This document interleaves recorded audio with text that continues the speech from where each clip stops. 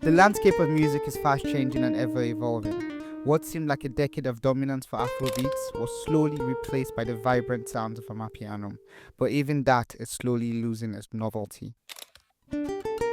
But in a continent filled with a rich tapestry of cultures and creatives, there's bound to be the next sound set to captivate the world. From the deserts of Bamako to the vibrant cityscapes of Abidjan, sit back and relax as I take you on a quest to find the next viral sound from Africa. Okay, that's all very dramatic, but if you clicked on this video, then you are interested in the topic. And the answer is kizomba. It's kizomba. But how and why I arrived at this conclusion is a tale of politics, slavery, and the undying fortitude of the human spirit. It's not just about dancing or just about the music. It's what we represent to its people. To kizomba is culture. Kizomba, it's not just the dancers. No, kizomba is a culture. It marks the time and it changed things. Okay, now before I continue, I'm fully aware that this video might cause some controversy, but let me know your thoughts in the comments below. If I'm right, if I'm wrong, if you have a culture or a sound that you want me to listen to, please let me know in the comments below. Right, let's go. So what is kizomba? Well, it's a beautiful dance and music genre from Angola, also danced in other Portuguese-speaking countries in Africa. Now, in order for us to make any predictions, we need some sort of benchmarks. What exactly are we basing these predictions on? Well, I've been able to identify 4 key contributing factors that cause the rapid spread of any music genre. This is population, culture, and mass appeal. Let's say sex appeal. Okay, now that you know the benchmarks, let's start with population.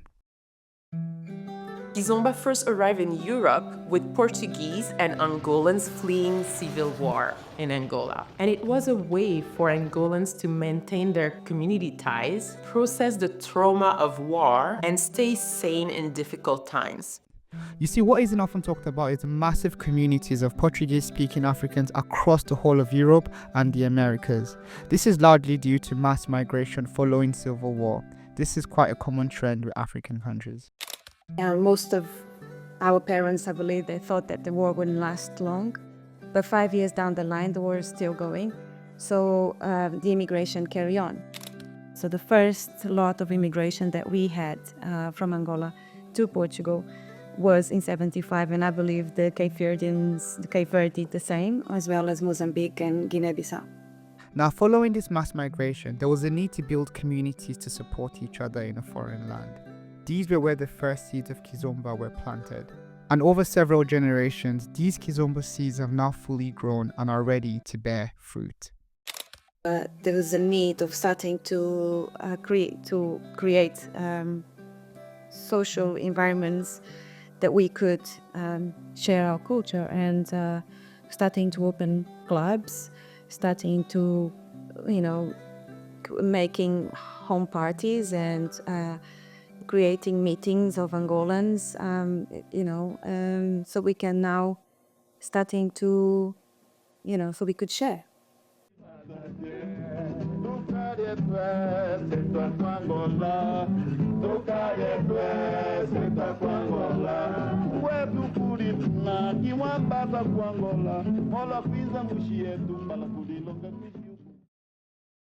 The second contributing factor to the spread of any music genre is cultural climate. A wise man once said, change is the only constant, and I do feel like society is ready for change.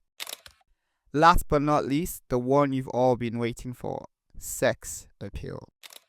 Now, kizomba is often categorized as very sensual.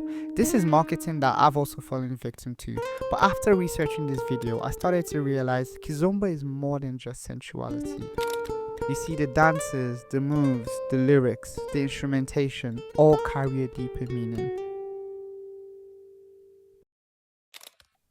There was a lot of emotions put into these lyrics because, there was a lot of drama going on in every life of every Afro-Portuguese. Everything was very intense, the war, the civil war, the war that we had with the Portuguese just before. The music is sure to pull on your heartstrings, and leave you craving a dance partner to rock with on the dance floor all night. But there's a deeper meaning behind this craving. You see, the people who formed Kizomba wrote these lyrics, wrote these songs as love stories, not to a person, but to Angola, their homeland, which they had to leave due to civil war. So when we see kizomba being sexualized and we refer it as a sensual dance, we're talking about kizomba, not tarashinha, not anything else. It's provocative, it's insulting, it's degrading. Okay. Like I said, this is just a prediction. I might be wrong. There might be other music genres that I probably haven't heard of, but I thought it would be a fun discussion.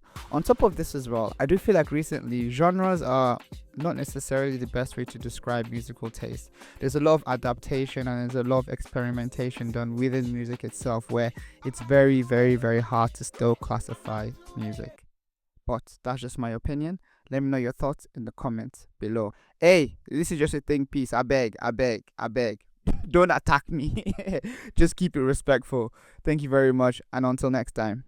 It's not just about dancing or just about the music. It's what we represent to its people. To Kizomba is culture. Kizomba, it's not just a dancer. Kizomba is a culture. He marked the time and he changed things.